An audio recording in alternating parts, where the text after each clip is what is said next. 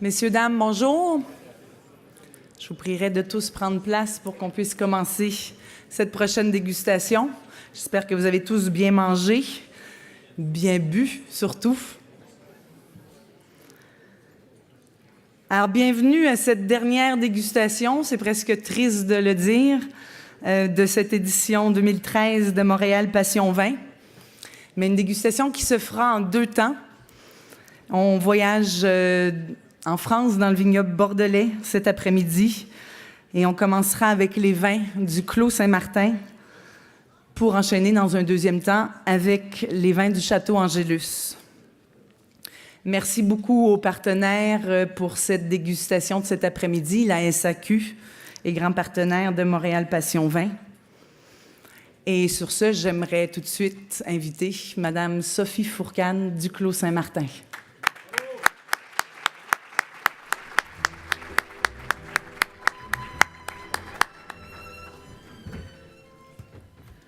Bonjour à tous.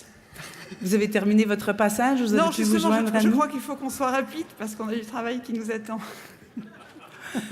Je voudrais vous demander, Madame Fourcade a choisi la musique spécifiquement qu'on a entendue alors que vous entriez en salle, et c'est un choix?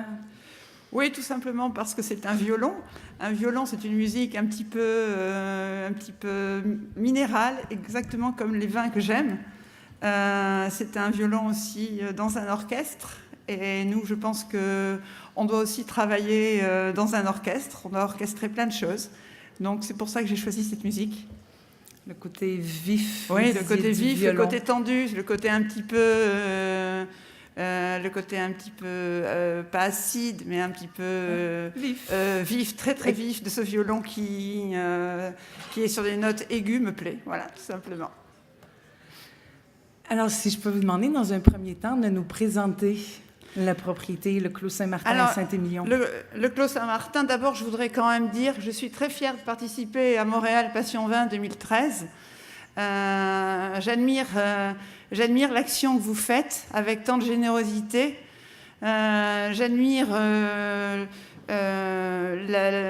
le projet que vous avez d'accueil des malades. Quand on a approché ce genre de problème, on sait combien c'est important que le malade soit bien pris en main et rassuré. Et donc, je suis très fière, moi, à mon tout petit niveau, de mettre une toute petite pierre à ce projet-là.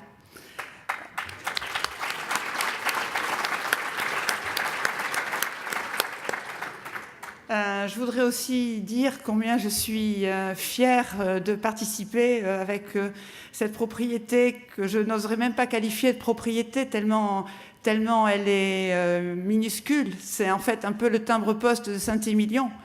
Mais quand je vois tous les viticulteurs qui sont présents, qui ont été appelés, et je suis très fière, moi, avec mon petit jardin, de venir aussi pouvoir vous en parler. Ça vaut la peine de le préciser, c'est une propriété qui fait à peine plus d'1 hectare, hein, 1,3 hectares. En fait, le Clos Saint-Martin, c'est un peu, j'espère que je ne vais pas vexer mes amis bourguignons, c'est un peu quand même la Bourgogne à Saint-Émilion. Parce que c'est une parcelle d'1,33 hectare. C'est 9100 pieds de vigne. Que je connais, alors je ne dirais pas que je connais tous les pieds de vigne, mais je connais au moins chaque rang bien.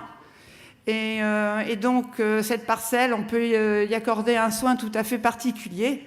Et bon, c'est vraiment la possibilité de travailler de façon très, très pointue, très, très minutieuse sur ce petit clos. Alors, c'est une parcelle qui est en fait située au sommet du plateau argilo-calcaire de Saint-Émilion. C'est un excellent terroir. C'est vraiment un terroir de rêve, entièrement exposé à l'ouest, donc vraiment avec une possibilité de maturation des raisins qui est optimum. C'est une enclave, donc je vous l'ai dit, sur un très bon terroir. C'est une enclave entre 4 premiers grands crus classés. Mais c'est quand même une enclave qui est toujours restée indépendante. Je vais vous expliquer pourquoi. Ce qui n'a jamais été rattaché ni à l'une ni à l'autre des propriétés. Ça a toujours été une petite propriété à part entière. Voilà.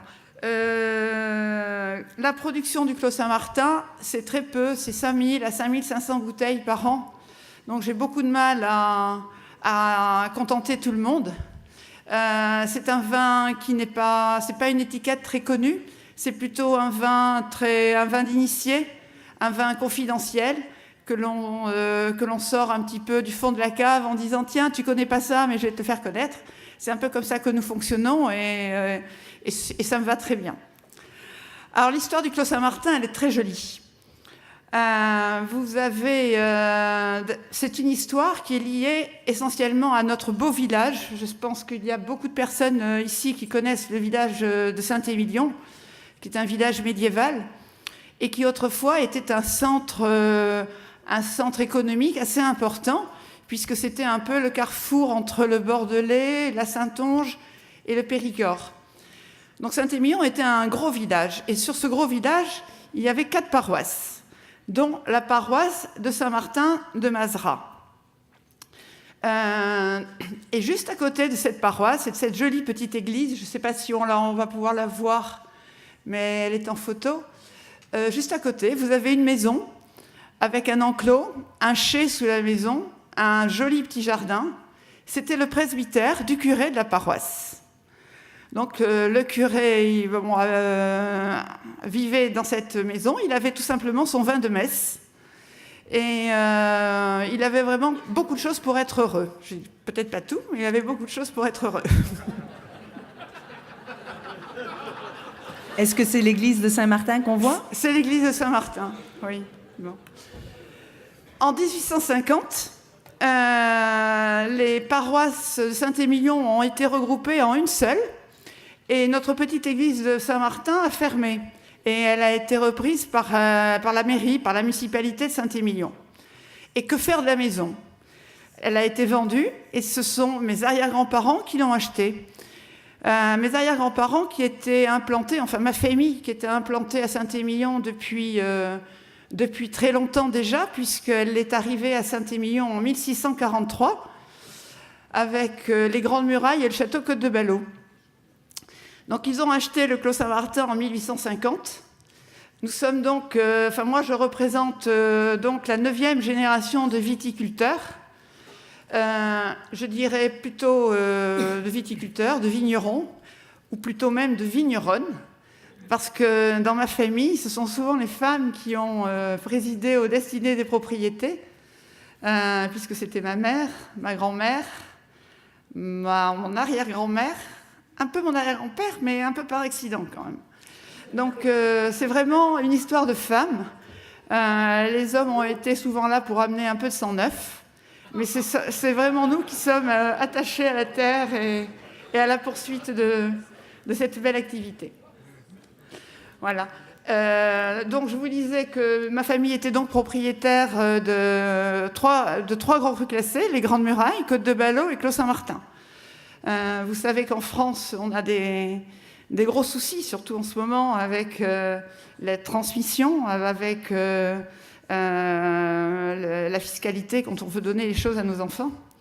Et malheureusement, nous avons été un petit peu obligés, tenus, à nous défaire de 2 propriétés, de 2 d'entre elles. Mais moi, j'ai pu, à titre personnel, reprendre le Clos Saint-Martin. Et je suis vraiment très contente d'avoir pu réaliser ce projet, parce que c'est pour moi également une façon de continuer ce que mes aïeux ont fait et qu'il n'y ait pas de rupture. Voilà.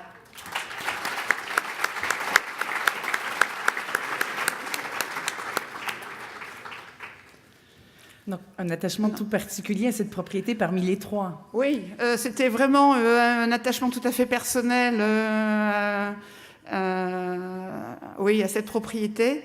2 choses, un attachement personnel, un ancrage très profond, et aussi la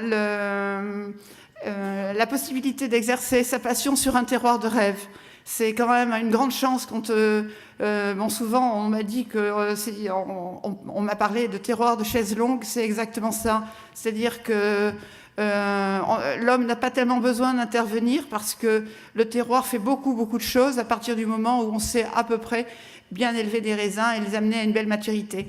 Donc c'est vraiment aussi la possibilité d'exercer sa passion de façon très précise et très facilement, tout simplement. Terroir chaise longue, hein? On va dire qu'on s'installe dans la chaise longue et puis voilà. On regarde, on n'a plus rien à faire, tellement le terroir est exceptionnel. On va parler des vins. Bien entendu, on commence donc avec le Clos Saint-Martin 2009. Oui. En fait, le même vin, est-ce qu'il n'y a qu'un vin produit à la propriété? Sur un petit clos comme le Clos Saint-Martin, bon, évidemment, à Bordeaux, on fait souvent des seconds vins, ou même des troisièmes. Bon, vous n'allez quand même pas imaginer que je vais faire un second vin à Saint-Martin. Donc, en fait, on n'a pas tellement de solutions. On n'a pas le droit de se rater. Et pour ne pas se rater, ce qu'il faut, c'est vraiment que les raisins soient de super qualité. Donc, soit on les ramasse, soit on ne les ramasse pas. Mais bon, moi, ça fait 15 ans que je préside aux destinées de cette petite propriété.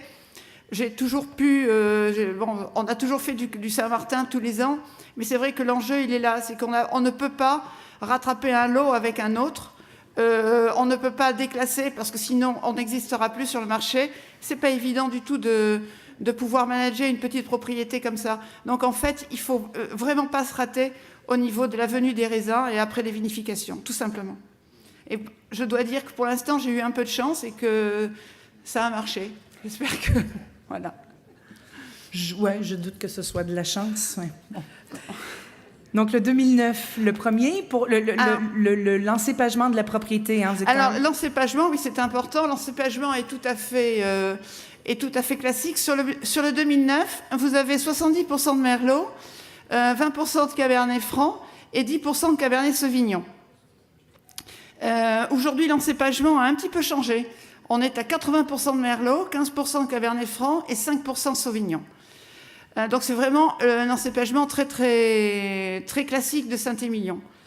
Le millésime 2009, c'est d'abord un beau millésime, vous le savez tous. On a eu cette année-là une météo parfaite, un état sanitaire sans aucun problème, et une arrière-saison, je vous dis pas comme la vôtre, mais vraiment une très belle arrière-saison qui s'est continuée jusqu'en octobre et qui nous a permis de vendanger vraiment dans des conditions optimum.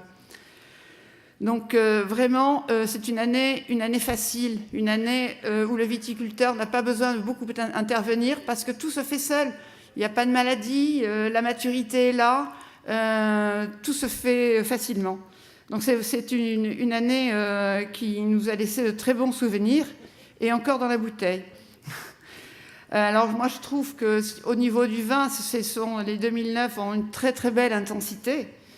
Ils sont beaucoup de vivacité aussi, je ne sais pas ce que vous en pensez. Et ce sont des vins équilibrés qui sont assez séduisants dès le départ, alors qu'on sait que dans le temps, ils vont perdurer et qu'on pourra les boire encore facilement dans 20 ou 30 ans. Alors à propos du millésime 2009, je vais vous parler de vinifications que l'on fait au Clos Saint-Martin, qui ne sont pas très communes chez nous. Nous faisons des vinifications intégrales, c'est-à-dire que nous vinifions directement en barrique. Nous mettons le raisin en barrique directement. Et nous faisons les fermentations alcooliques en barrique. Ce sont les photos que vous voyez là avec un petit peu le gaz au-dessus des barriques qui sont debout. Donc en fait, qu'est-ce qu'on fait? Je vais vous expliquer en 2 mots. On ouvre une barrique, on enlève le couvercle. J'ai à la maison des personnes qui savent ouvrir et refermer les barriques de façon parfaite sans qu'il y ait une goutte de jus qui tombe sur les côtés. Ce sont des très très bons artisans eux aussi. Et on met donc les graines dans la barrique avec un petit peu de neige carbonique pour les maintenir à froid et on referme. Donc on va faire une macération à froid pendant quelques jours. Ensuite, les fermentations alcooliques vont se passer et elles vont se passer en barrique. Voilà. Pourquoi est-ce que nous faisons ça? Le Clos Saint-Martin, donc je vous l'ai dit tout à l'heure, c'est tout petit.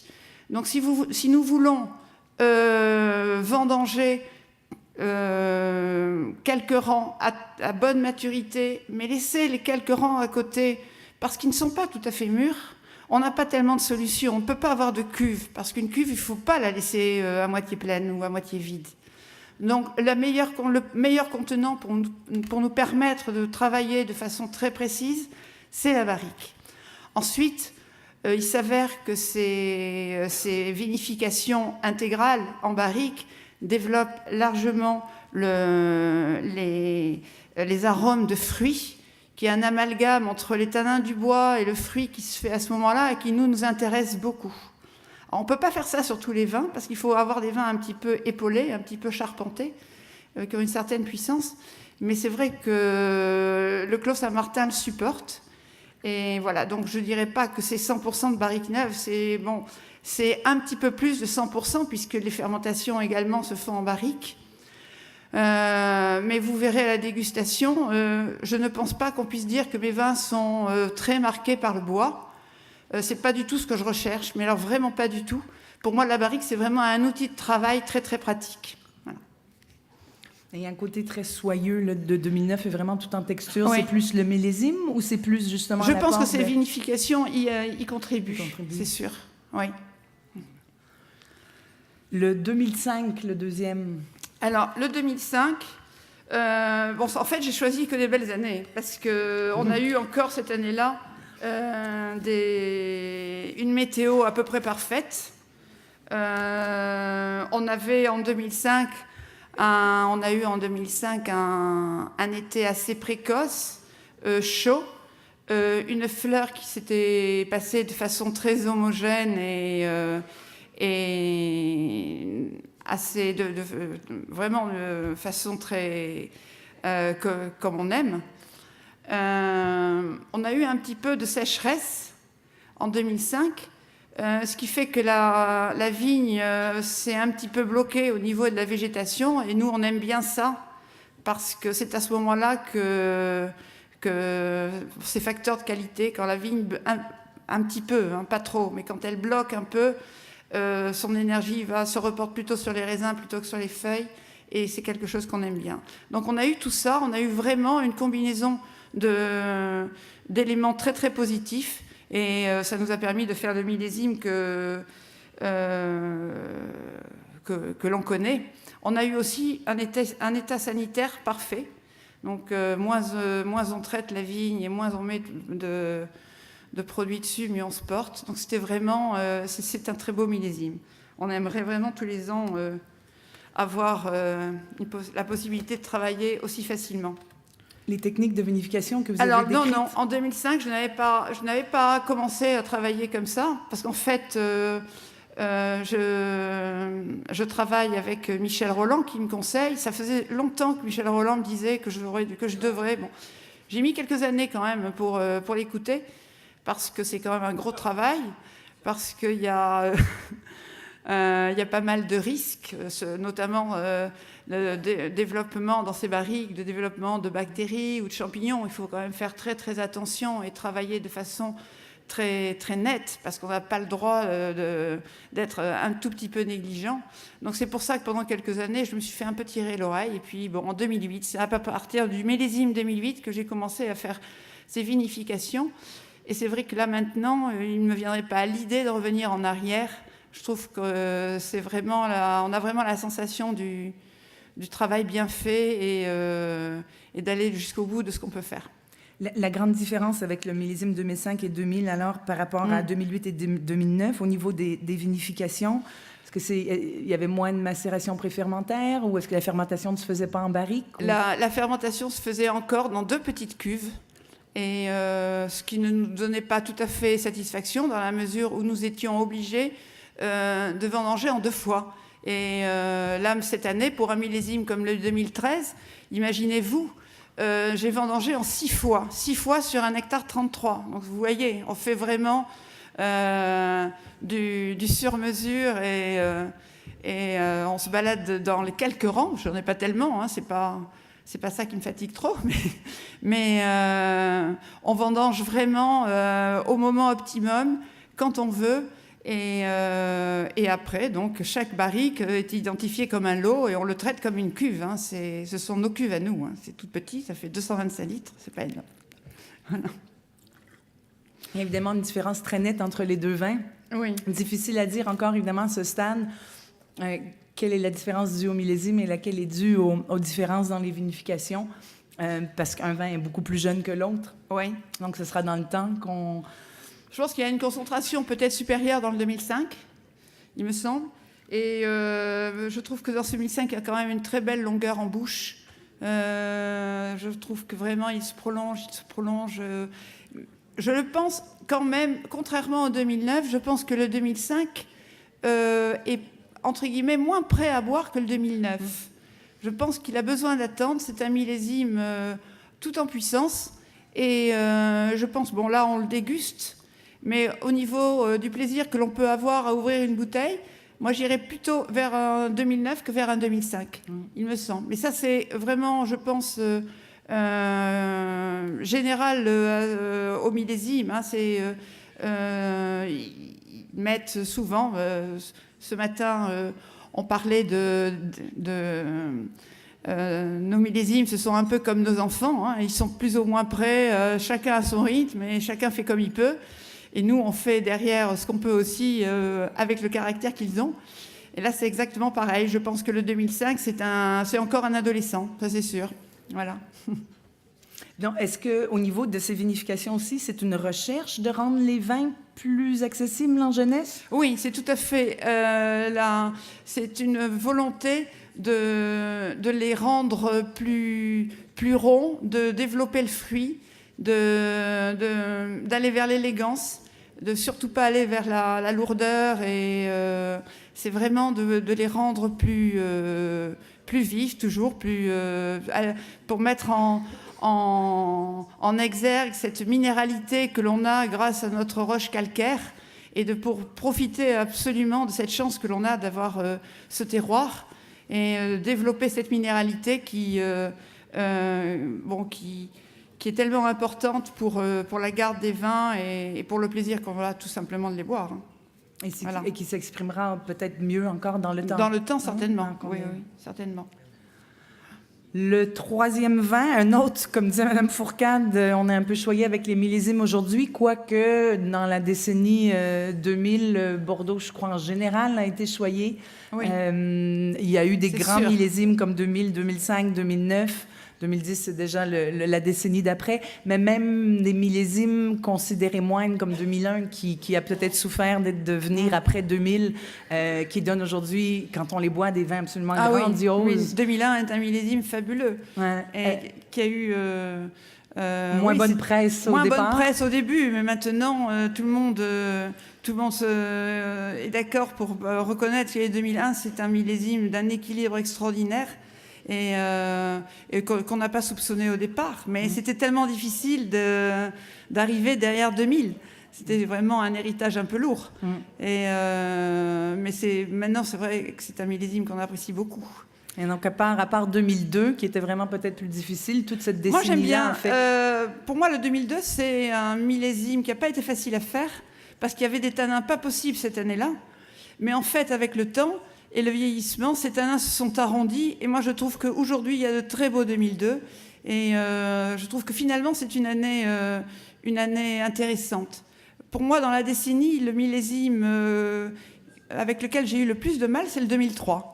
Et alors c'est vrai qu'il y a des beaux vins, mais cette sécheresse que l'on a eue et ce décalage entre la maturité alcoolique et la maturité phénolique, c'était pas facile à gérer. Et je trouve qu'il y a des très très belles choses en 2003. Il y a aussi des choses un petit peu plus évoluées. Et je trouve que c'est pas un millésime facile. Dans la décennie, je pense que c'est peut-être pour moi celui qui a été le moins facile.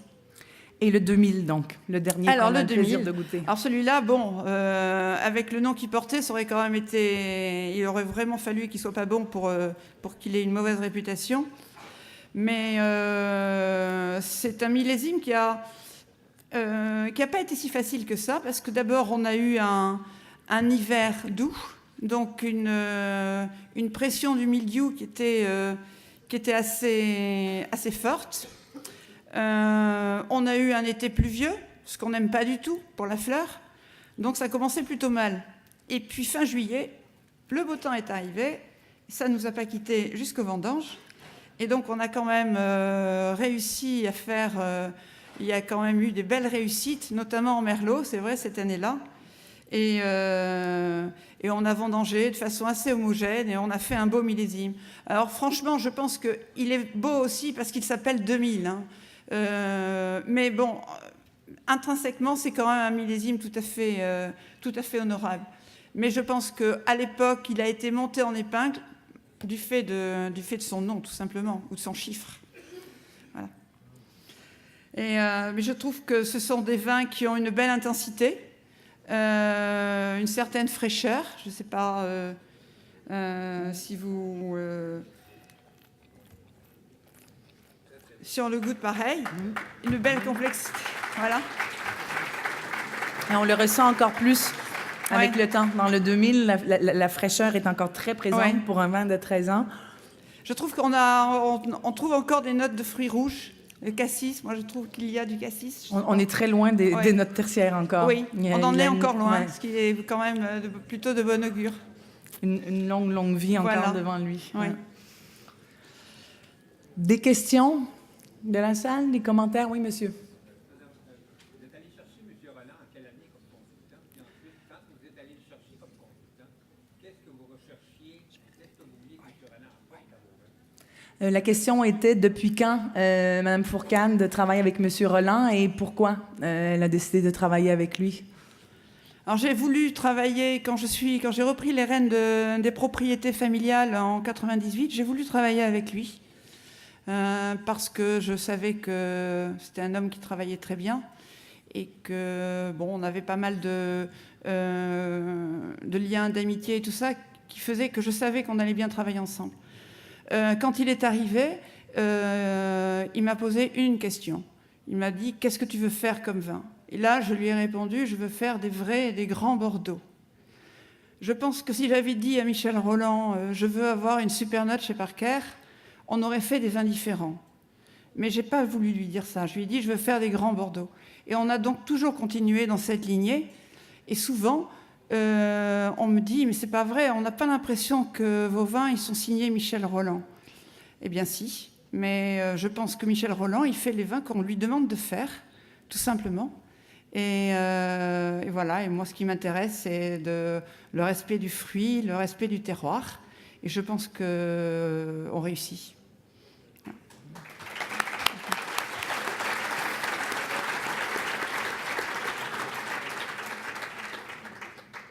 D'autres questions?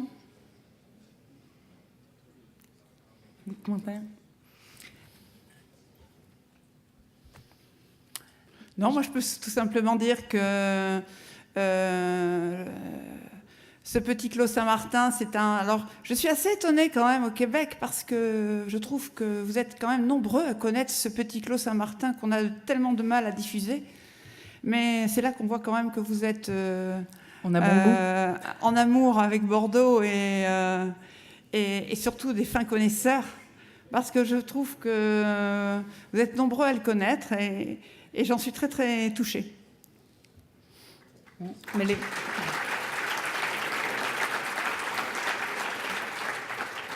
les vins parlent d'eux-mêmes, hein? La vérité est toujours dans le verre. Oui. Et on espère, j'avoue, j'ai un petit faible pour le 2000, mais bon, c'est parce qu'on aime aussi les vins avec une certaine évolution, les vins qui commencent à offrir plus que simplement les arômes de jeunesse. Le 2009 est encore un petit peu sur les notes d'élevage, mais d'une intensité. Ouais. Ah, mais ça, il faut aussi, hein, il faut jamais oublier que dans le terroir, il y a aussi l'homme, si vous me permettez le terme générique. C'est un reflet, quand je disais tout à l'heure que le vin est un vecteur de culture, d'histoire, mais c'est aussi un reflet de la personne qui les fait. Et heureusement, on a ce respect-là du terroir, du cépage, de la culture et des traditions de l'endroit, mais la main du vigneron a aussi son rôle à jouer et parle aussi un peu des gens qui font les vins. Oui, c'est sûr qu'on met tous notre patte et que notre signature dans nos vins, mais je suis quand même persuadée, moi, que ce qu'on disait ce matin, c'est vrai, c'est que moins on intervient, plus on est paresseux, meilleurs sont les vins. C'est-à-dire que quand on a la possibilité de ne pas faire grand-chose parce que c'est le terroir qui fait tout à notre place, c'est quand même génial quand on a la possibilité d'avoir des conditions climatiques optimum, d'avoir un bon terroir, d'avoir des beaux raisins qui sont arrivés parce qu'on a une vigne top en pleine forme.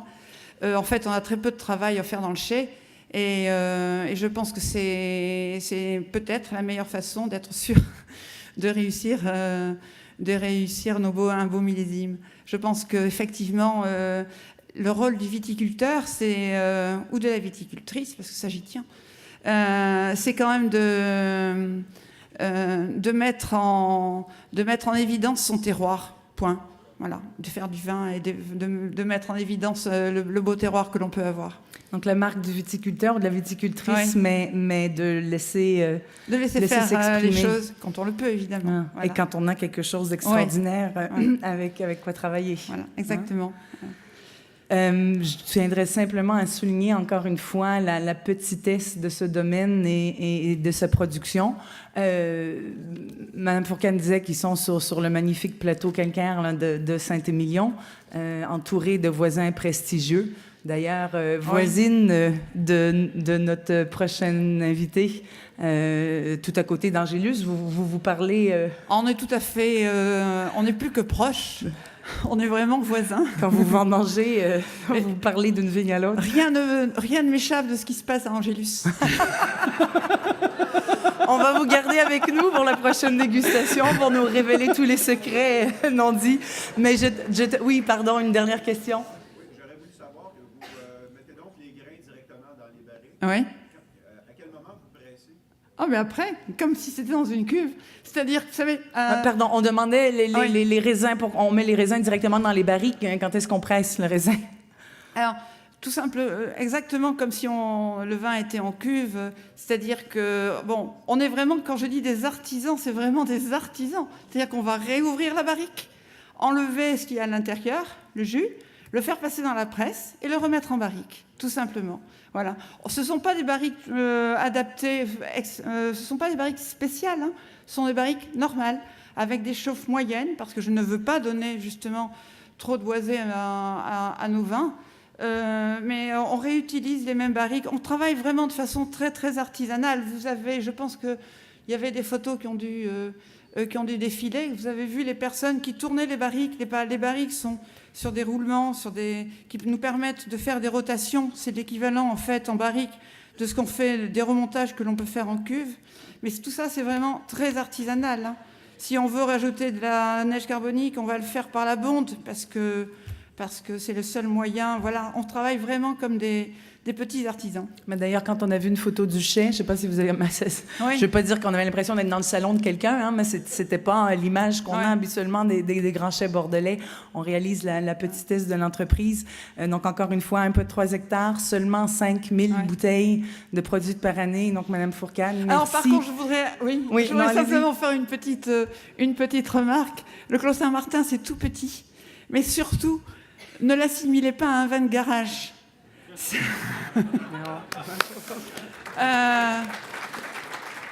C'est pour plusieurs raisons. D'abord parce que la mode est un peu passée, donc déjà. Mais ensuite parce que pour moi les vins de garage sont des vins récents et que le Clos Saint-Martin c'est quand même l'ancrage d'une famille ou de l'Église depuis très longtemps. Enfin, c'est un ancrage saint-émilionnais très ancien. Et parce que, avant tout, je veux que ça soit un cru qui soit un cru à part entière et ne pas être une exception ni quelque chose que l'on déguste un peu bodybuildé et puis qui après s'en va vers la sécheresse. Pas du tout.